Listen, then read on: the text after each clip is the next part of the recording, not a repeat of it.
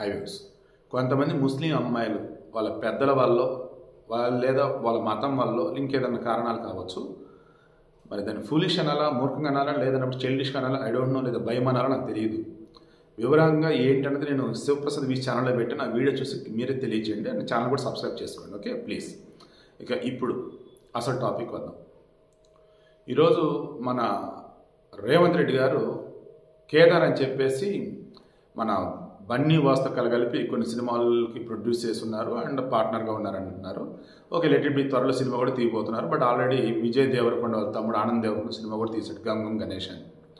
అతను అకస్మాత్తుగా చనిపోయాడు. అది కార్డియాక్ అరెస్ట్ అని అంటున్నారు. బట్ మన రేవంత్ రెడ్డి గారు ఏమంటున్నారు? అనుమానాస్పద మృతి.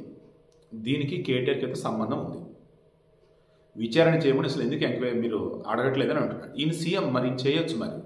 బట్ అనుమానాస్పద మృతి అన్నట్టుగా ఎవరైనా చెప్పాలి కదా, ఎవరు చెప్పట్లేదు. అందుకే ఈయన ఏం చేయలేకపోతున్నాడు.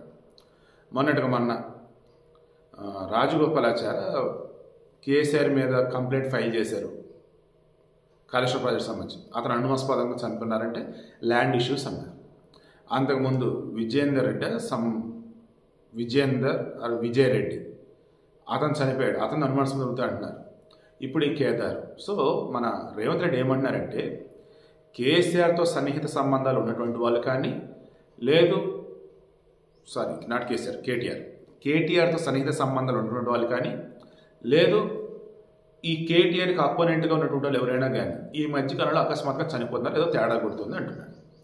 మేబీ రేవంత్ రెడ్డి గారు స్వతంత్ర దర్యాప్తు సంస్థలను ఏర్పాటు చేస్తారేమో, లేదు ఈ మరణించిన తాలూకు వాళ్ళ కుటుంబ సభ్యులు ఎవరైనా వచ్చి కంప్లైంట్ చేస్తే అప్పుడు ఫాస్ట్ అప్ చేస్తారేమో కేసు.